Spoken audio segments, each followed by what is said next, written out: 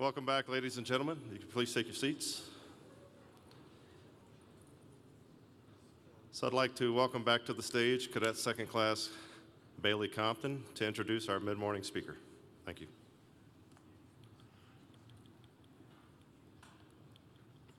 Good morning.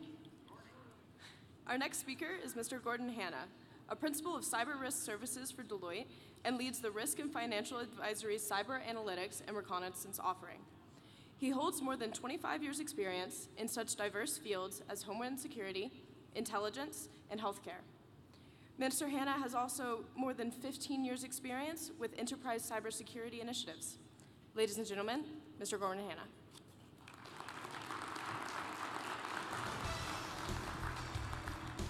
Great. Okay. No. How about this? Great. Thanks. So that intro translated to Gordon is old. So really appreciate everyone being here today. Really appreciate the opportunity to come and speak. Rocky Mountain Springs chapter of ASCIA. Very appreciative to the event everyone's put together here. What the cadet didn't mention is I'm also a card-carrying member of Defense. I was prior Navy submariner. Any Navy submariners out there? No. How about Navy? Yes, we're in the house. We're the minority. We're not doing so well in football, but we're going to pick it up. Speaking of football, I also wanted to ask, did anyone boycott the Super Bowl? We got some boycotters out there. Go Pats. I have a good friend from New England, and he says, we're going to rename the Super Bowl the Patriots Invitational Tournament in the future. So, really, these are exciting times. I think the data, the accessibility, the availability of data, the ability of compute, the opportunity to get computers in line, the opportunity to deploy analytics in an automated fashion lead us down the road to machine learning. I'm the father of 2 teenagers. And I can tell you there are times in my house we lack natural intelligence, and we are significantly aided by artificial intelligence. Siri and Alexa really fill some gaps around our house for the kids. Last fall, after a marathon period of 2 years, waiting for Elon Musk to deliver my Tesla Model 3, I was very excited about that. I call it my drive pad. It's basically an iPad you drive around with all kinds of sensors, all kinds of devices to detect and help you avoid collisions and traffic and all that good stuff. I didn't buy the autopilot, but he was kind enough to give me a 30-day download of the autopilot so I could beta test it. And it was really interesting and really freaky to let go of the wheel and have a machine driving you down the road. That, I think, is where we're headed and what my talk is about this morning. The interesting part of that is it's not there yet and it's not perfect, right? One of the scares I had using the autopilot was the car was really looking for the lines on each side of the road, and they were too far apart in a merger area, so it immediately selected one of the lines to move over to. Pretty scary swerve, almost caused an accident. So the key point there being we're not quite there yet. If you could bring up the slides, please. Great. So, going to take you through, no death by PowerPoint, just 10 quick slides on where we are, some of the things we're looking at as a company, as a member of industry in serving our clients, and the capabilities we're working on around machine learning, maybe a little broader perspective of artificial intelligence. Some of the things we see as challenges specific to cyber, and then finally some closing thoughts around some of the emerging technologies we're working with and some of the things we're doing in this space. So about 5 years ago, we started looking at a capability that basically was going to look at an organization from an adversarial perspective, gather lots of data that was either openly available or subscription-based, perform analysis on that data, and be able to report to an organization the risks. The good news there is Deloitte became our own guinea pig. Hopefully my CISO's not here, won't get me in trouble. But we decided to basically take that approach to our own infrastructure and see if we could identify risks looking externally, essentially from the internet, and to look to see what kinds of risks we could identify using analytics. Some of the principles of what we did was using cloud-based technologies, maximizing use of open source, designing to scale.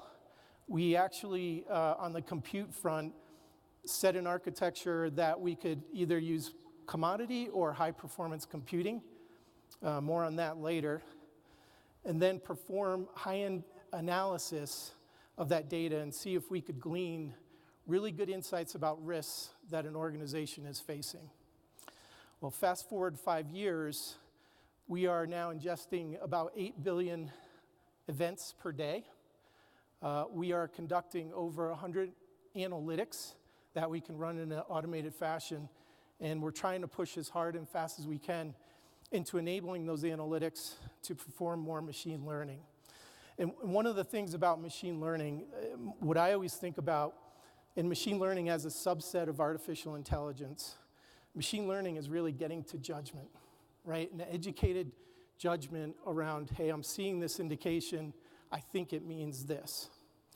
So that's been a key focus of what we're doing. One of the great examples I have on the analytics is that one of the first capabilities we introduced was being able to map infrastructure. So mapping infrastructure from an IT perspective, looking at what kinds of servers are serving what kinds of functions, but doing it from a data perspective. Not, hey, the CMDB told us this server does this, but really looking at the data and what does the functionality tell us of that device or server or what have you. So we set upon that, and one of the key results we produced by applying machine learning to those analytics is a reduction in 30 times the workforce, the labor we needed to previously do that, as well as the timeline to do that. So we're really excited. The key message that I wanted to give everybody is cyber and machine learning are going to be effective. They're going to help the cybersecurity mission, and we should all get started on that sooner rather than later. We're working on remediating literally thousands of vulnerabilities with this capability we've stood up. We've actually served over 100 organizations in helping them identify their cyber defense vulnerabilities, weaknesses, risks. And that includes, when I say organization, federal agencies, large companies, small companies. We've actually developed Quick Look, automated analytics to help with the defense industrial base challenge, to really look at a company very quickly and say, we think we have some risks here, but not only that, here are the recommendations that we think you should do to remediate and address those. And in some cases, they actually let us help with that challenge. Other areas of analytics and where we're providing machine learning include things like connection thresholds, beaconing, rogue VPN operations, third hop analysis, command and control detection, and ingesting internal data. So after we did this external look at an organization, we had the organizations coming to us and saying, this is great. It would really help if you could also look at some of our internal data and compare that to what you see with the external data and give us some recommendations around vulnerabilities and things like that. And I didn't coordinate my talk with Mr. Marion, but I think some of these thoughts are probably pretty spot on. We've actually seen a lot of organizations have outdated technology, no longer supported technology for which there are known exploits which puts an organization at high risk. So the whole idea is really getting our analysts to focus on the value-added activities where we really need their human insight and automating as much as we can about that data collection, analysis, and initial judgments, and the other thought is keeping the humans in the loop. So I think a lot of folks think, if you watch the Super Bowl, sounds like we had some boycotters. Half of the ads had robots in them. They killed the Bud Knight guy, which I was very upset about, but can't get too attached to a machine. But it's this whole concept of the rise of the machines and the machines taking over. And we really look at it more as an augmentation of taking some of that more mundane tasks that our analysts spend a lot of time on and being able to focus on the things that matter. We'll talk a little bit about workforce. There's a huge challenge in the cyber workforce around shifting. There's going to be new skill sets, new capabilities needed for these kinds of capabilities, and around not having enough qualified folks to do the tasks at hand. So we think machine learning can help address some of our gaps in the workforce. I love this slide. I love hackers choose to participate in surveys. This is done by Nuix. I think it's done every year. What I think is really interesting on this one, and you heard it from Mr. Marion early this morning, the center graphic, almost 70% of hackers claim they easily get through the perimeter defenses. So, that's a huge risk to organization that has to be addressed. And we think machine learning and analytics are a great way to look at that, getting to the data in the transaction level to look who's getting through your defenses. One of the things we actually look at when we can put sensors in the networks is actually the exit, because we think a lot of organizations spend time on what's coming in, looking at their firewalls, monitoring the logs, and they have much lesser rules on what goes out. So oftentimes when we first get to place a sensor in a network, we put it at an exit point to the internet. Gives us a lot of good data and insight. The right-hand one, the behavioral analytics. So adversaries are rapidly changing TTPs, techniques, tactics, and procedures, literally every day. It's hard to keep up with that with signature-based infrastructure. One of the organizations we work with had actually thought that they were monitoring for all the known malware sets, and it turned out that their configure signatures had been retired. Through analytics, we actually found signs that configure had been reconstituted and brought back and affected the organization significantly. And then social media. Maybe one thing I would implore everyone to do today is look at your social media exposure. When we formed our adversary mindset, we actually looked hard at social media. And what we found was actually helpful for us with an adversary hat on, but also a little bit scary. Particularly in resumes, we actually built automated analytics to go out and look at resumes, and folks put way too much in the resumes, down to software versions, hardware they work with, the types of technologies, the programs they support. I would encourage everyone to look at their social media exposure. It's heavily used by adversaries. In fact, most of the time it's where you start. Operation security, a huge issue, so keep an eye on the social media piece. It's a big deal. So it's our thinking that the use of behavioral analytics, looking at the actual data, looking at the transactions that transpire across the network, applying machine learning to get to judgment, because you don't have enough analysts to look at all the data at once, you need the help of machines, will actually help improve your cyber defense posture. We've shown it and proven it, been able to remediate thousands of vulnerabilities. Mapping also to, it's great that we have the emergence of attack frameworks like MITRES and the DoD CAR effort. So being able to map the analytics and what you're looking at for behaviors to those areas of risk, I think is a good thing. We've also been mapping to the NIST controls. So we can look at, hey, these risks are occurring, and these control families really need to be a stronger part of your continuous monitoring program. All right, this one's an eye chart. I apologize. But the point was to give you some feel of the breadth of when folks talk about artificial intelligence, and then more specifically machine learning, where we see it in a spectrum of maturity and capability. I'd say, today what I'm talking about, we're probably at the edge of that second ring. Anyone out there, so RPA, robotics process automation. Basically, I'd say macros on steroids. Anybody out there working with piloting, implementing robotics process automation? Not many. I see 2 hands, that's awesome. So this, we think, is kind of that first step of where do I start when I want to get to better machine learning.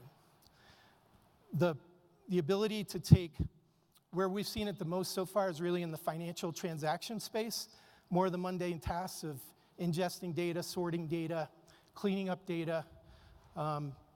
They're creating bots essentially to do those tasks. Does it create a security challenge? Yes, because you have to secure the bots. Mr. Marion talked a little bit about two-factor authentication. We don't issue CACs today to bots, so the security and the authentication piece is a big deal. But it is a first step on a road to automation. And as I said earlier, we're trying to automate as many of the cyber risk analytics we can, so we can then move into the judgment space. And on the left-hand axis, you see judgment. So that's the maturity of the judgment capability. On the right-hand axis is task complexity. So as you move up, you have much more capabilities. You see we get to cognitive, then what's called narrow and general artificial intelligence, where computers are basically mimicking human thinking. A little scary, but it's on the horizon.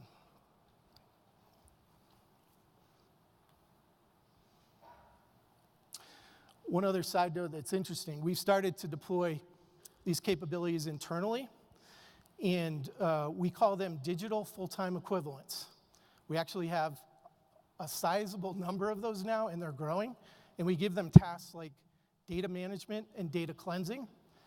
And so what I always like to say is we're insistent on drinking our own champagne as opposed to eating our own dog food to make this, to move us along in the machine learning paradigm.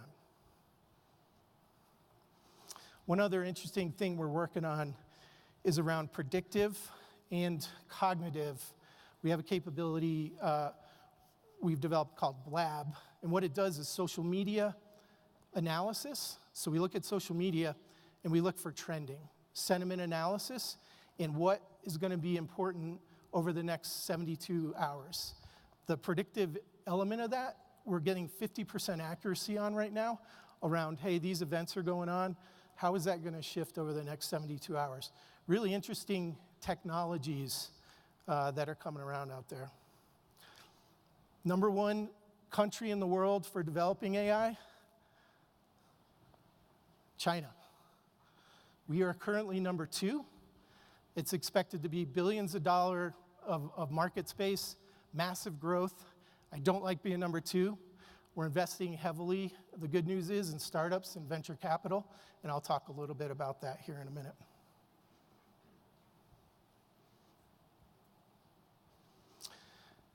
We're also thinking of a time spectrum of artificial intelligence and cybersecurity applied to that problem set.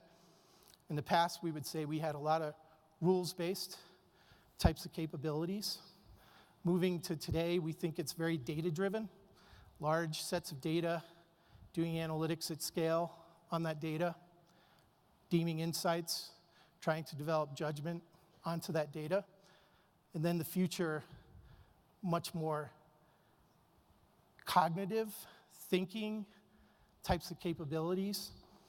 We struggle a bit with how much of that do we want to let the machines do, and how much of that do we want humans in the loop. Right now, most of the security organizations we've worked with don't want to do remediation steps without humans in the loop. Certainly, capabilities are there to do some remediation in an automated fashion. There's great tools and platforms out there to help with that. But most of the organizations today really want a human in the loop. I think it's a good idea because you need to keep systems available. We've had lots of discussions of, hey, if we turn off, this access, it could take availability down and disrupt a mission. But that's a topic I think there's going to be a lot of talk about.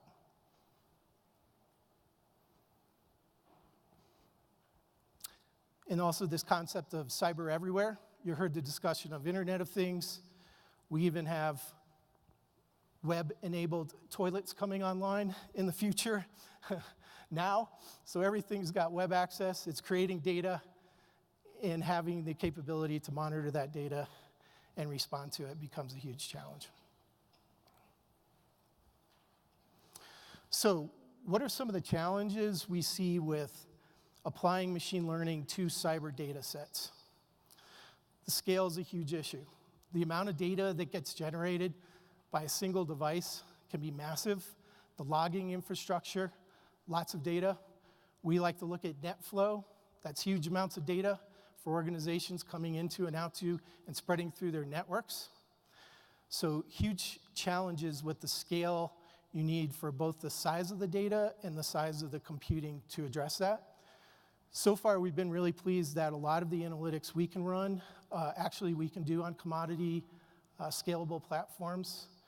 But we do reserve, I mentioned earlier, those high performance computers to actually perform certain analytics, to be able to look at large sets of data at the same time in memory and glean inferences around how data's connected.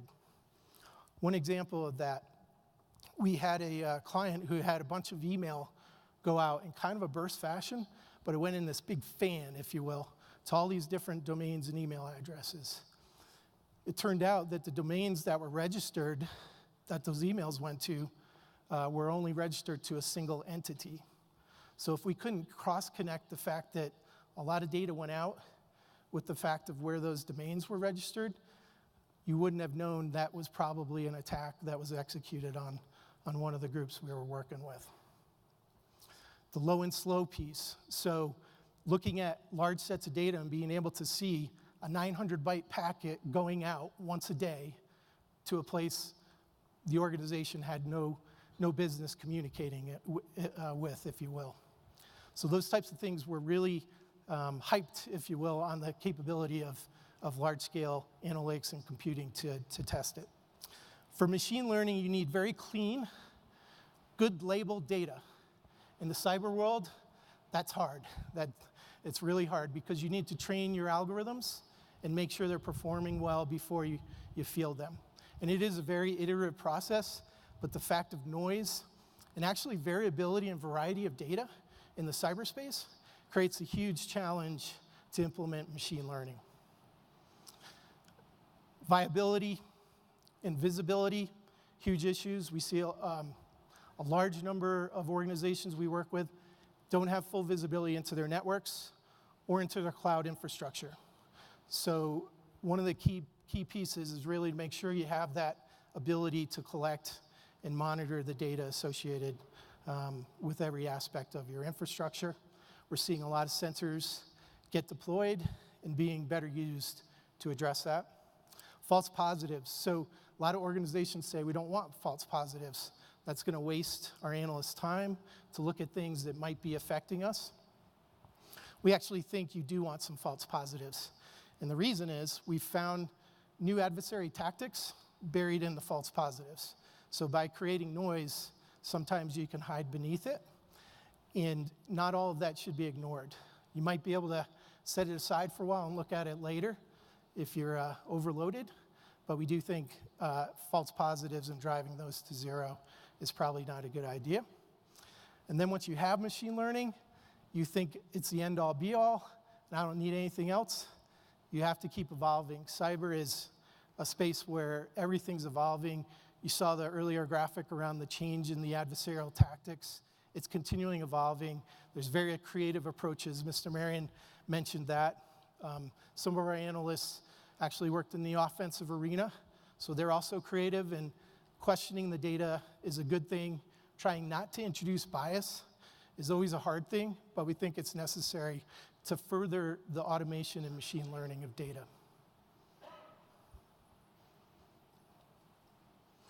We talk about data half-lives. Today we think data is good probably for about 30 to 60 days, which tends to be good news because most organizations don't keep much more than that. However, I will tell you, we do try to archive a year of data so we can look for trends over time. We think that's also important to be able to set thresholds and detect when things just don't seem like they're the normal patterns of an organization.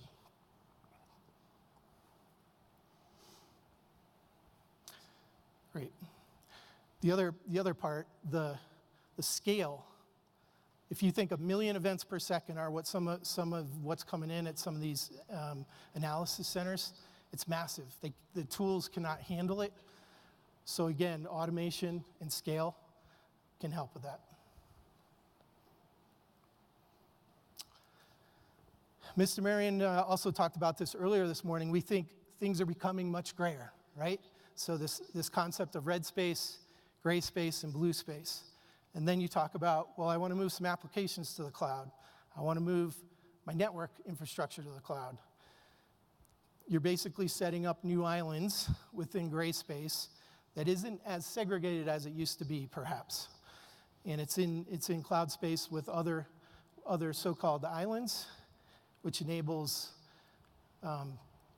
which ups the ante really on the vulnerabilities and the monitoring that you really need to do. And lots of adversaries are working through the cloud, using it as obfuscation and trying to get to crown jewels that are now getting moved into the cloud. So monitoring is a big deal. A lot of times the cloud provider, you need to be very clear with cloud providers around what kinds of services and what are you monitoring versus what's on me. Typically the application layer is on the organization to make sure they have good monitoring and analytics on. And getting the data is also something you want to make sure you can do to take a look at that. Organizations have multiple sites around the world. We deal with a lot of global organizations, including ourselves. And we see very huge inconsistencies in how networks are defended in one location versus the other.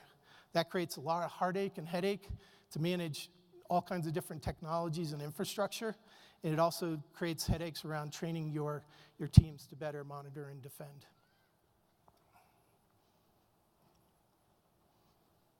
Segmentation. Very few of the organizations we've looked at either implement segmentation in a good way or don't do it at all. And it does cost money, but it's also a good defense to an advanced adversary to have layers, to have segmentation. We don't see a lot of organizations deploy deception tactics. Deception is authorized by NIST. It's one of the controls. So we encourage organizations to play and try to use some deception tactics. We think machine learning is going to have a big effect in this space as well. Other key point, the analytics and the machine learning developed in one domain really should work in the other domains. So coming at it with that mindset, we think is the right approach. So how do I start and where do I go from there? So we talked a bit about automating what you can, choosing some low-hanging fruit. We call that slow-speed artificial intelligence. Basically trying to automate things you can and then look at the results and try to iterate and automate on top of those. We spend a lot of time with our analysts to try to get their insights around their judgment calls when it comes to looking at the results and output. So if we can start to emulate and implement our analyst judgment, we can then sift down the number of alerts and encourage the use of machine learning to iterate on that as well. Judgment, I can tell you, is probably the hardest single thing to implement, but it's really where machine learning and artificial intelligence are going.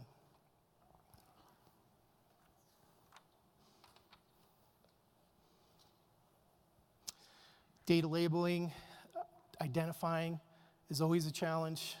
We think that's a role for humans to play and help with, and then you can build automation capabilities. I mentioned we have digital FDEs once we get that labeling and nomenclature done.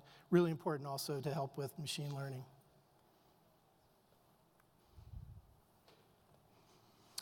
So some of the emerging capabilities and technologies we started to work with. So on that continuum of where the future is, Right now, we see a lot of data getting amassed and analyzed in these big data centers in the cloud. The financial services industry posted a stat that their data storage needs are going to increase 700% in the next 2 years. And that's mostly around applying AI to fraud detection. You can imagine everyone, and I would argue cyber has some of the biggest data sets of storage, are going to need extensive amounts of storage. Some of the organizations we see with analytic and cloud strategies underestimate the amount of storage they're going to need. Philosophically, though, we think ultimately the analytics and the artificial intelligence is going to move more to the edge. So we've started working with startups who deploy interesting technology. It's very low overhead. Think about a 2 megabyte piece of software that can sit out by a sensor and take some of that smart analytics we've gotten in the cloud, deploy it locally at a much lower overhead capability, and do analytics on that and provide alerts.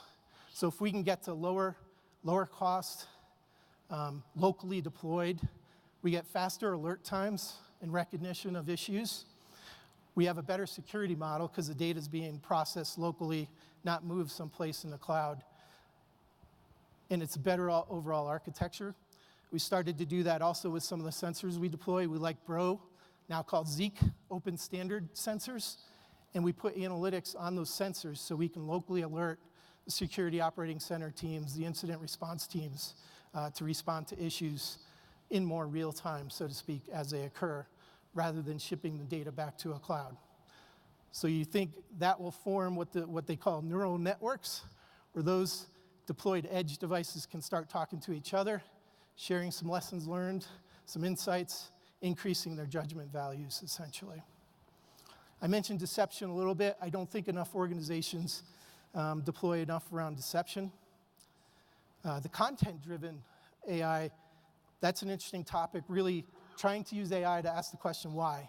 Not only what and what do you think it is, but why did that occur? That's on the horizon as well.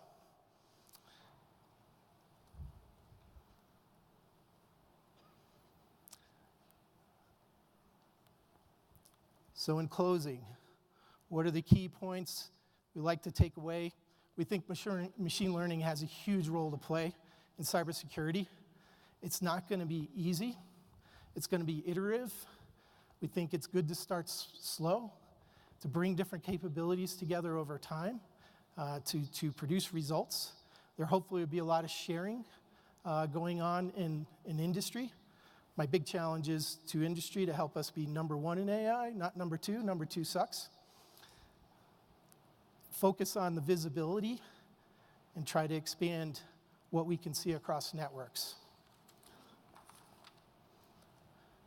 We think the best approach is to augment humans, not to replace them in cybersecurity, at least for the near and probably mid-future. And it's going to result in shifting demands on the cyber workforce. Skill sets like data science, skill sets like statisticians and mathematicians, we're going to need more. Skill sets like analysis, but very sophisticated analysts who understand network communications and can really help put the human insight into what they're seeing in the data and the results. Better interaction, user interface with analysts. We're also going to need more infrastructure folks, particularly cloud infrastructure experts. We see a shortage in that space. And then developers, very advanced developers who can employ machine learning techniques and tactics into the environment. So, huge opportunity. We have more data, more compute, more capabilities than ever. It's time to get moving, automate more, let the humans do the smart human tasks, and the machines do the tasks they're good at. I really thank you for your time this morning. We are hosting the Capture the Flag tomorrow, and please come by. We've got 5 local schools competing, including the Air Force Academy.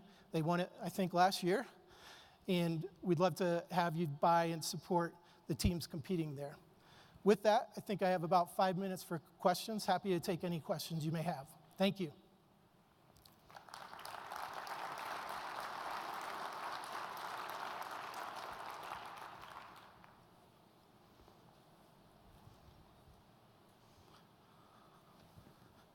Any questions?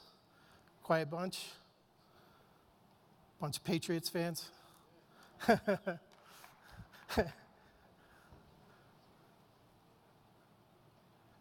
No questions. If you really want to get geeky, our lead data scientist, Eric Dole, Eric, if you're out there, raise your hand, is around, and he loves to talk about machine learning. Great. Thanks, everybody. Have a great day. 1 second, sir. Mr. Anna, thanks for taking the time to come speak to us today. On behalf of the Rocky Mountain chapter of AFCEA, we appreciate you. Great. Thanks. Appreciate it. Ladies and gentlemen, if you're planning on attending the luncheon, we're going to open the doors at International Hall at about 11:45 for that. Today's luncheon is proudly sponsored by Palo Alto Networks, and it's featuring our luncheon keynote speaker, Vice Admiral Nancy Norton, Director of DISA. Thanks.